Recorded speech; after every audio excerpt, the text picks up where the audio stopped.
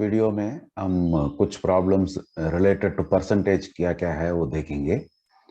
सबसे पहला problem number 1, a person divides his property among his 3 children P, Q and R such that P gets 30% of the whole, Q gets 40% of the remainder and R the rest.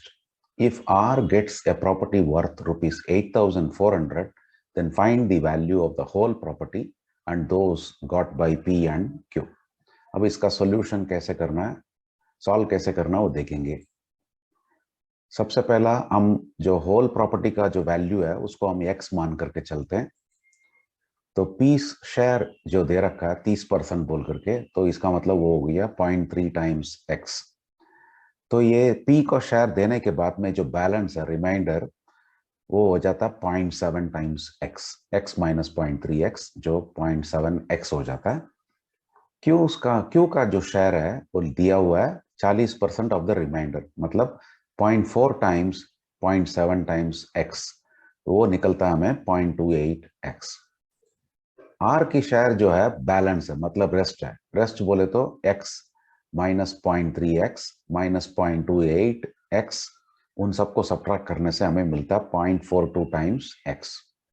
उसका value दे रखा है 8,400, तो हम उसको equate कर रहे हैं 8,400 में से। तो इसको सॉल्व करने से x की वैल्यू हमें मिलता है 20,000 रुपया। वो हो गया टोटल प्रॉपर्टी।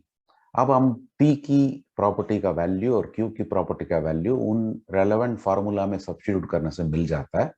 तो P की शेयर जो है 0.3 times x already find out किया हुआ हमने 20,000, तो वो निकला है 6,000 रुपया। Q शेयर जो है 0.28 टाइम्स x है, तो 0.28 टाइम्स 20,000 जो है 5,600 निकलता है। ये इसका सॉल्यूशन है इस प्रॉब्लम का। अब हम अगला प्रॉब्लम में चलेंगे। Problem number 2, in an examination x secured 25% marks and failed by 25 marks only, y secured 35% marks and gets 35 marks more than the minimum pass marks thereby. Find the total number of marks and the pass marks in the said examination. तो solution देखेंगे। हम सबसे पहला total marks को a मान करके चल रहे हैं, तो इसका मतलब मार्क्स सिक्योर्ड बाय x जो है 25% देने से a टाइम्स 0.25, और वो दे रखा हमें फेल्ड बाय 25 मार्क्स, तो हमने यहाँ ब्रैकेट में दिया हुआ है। मार्क्स सिक्योर्ड बाय y जो है 35% होने से a टाइम्स 0.35 है, यहाँ पे दे रखा वो 35 मार्क ज्यादा लिया हुआ मिनिमम पास मार्क से, वो हम ब्रैकेट में यहाँ लिखे हुए हैं। तो पास मार्क्स को हम लोग या तो 0.25 टाइम्स a प्लस 25 मान करके चल सकते हैं, या 0.35 a माइनस 35 मान करके चलते हैं।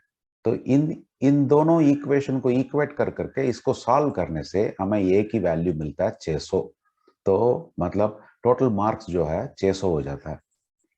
मिनिमम पास मार्क्स जो है या तो हम ये वाला इक्वेशन यूज कर सकते हैं या ये वाला इक्वेशन यूज कर सकते हैं।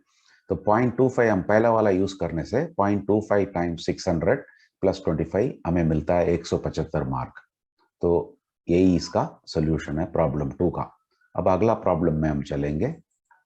Problem number 3, the monthly salary of x is 25% more than y's salary and that of z it is 12.5% less than the total salaries of x and y. If the salary of z be rupees 14,940, what would be the salaries of x and y? अभी हम solution इसका देखेंगे। सबसे पहला salary of y को हम ये मान करके चलते हैं, तो इसका मतलब सैलरी ऑफ x जो है 25% ज्यादा होने से a प्लस a टाइम्स 0.25 वो हम ऐड करने से मिलता है हमें 1.25 times a। Salary of z दे रखा है यहाँ पे x और y की सैलरी टुगेदर के ऊपर में 12.5% कम होता है बोल करके, तो a प्लस 1.25 a टुगेदर वो होता है, माइनस ये जो टर्म है वो एज इट इज लिख करके 12.5% मतलब 0.125 हम मल्टीप्लाई कर करके इसको सिंप्लीफाई करने से हमें मिलता है 1.96875 टाइम्स a। अभी z का सैलरी देने से यहाँ दिया हुआ है 14,940, तो हम ये की वैल्यू फाइंड आउट कर सकते हैं, वो निकलता है 7,588.57।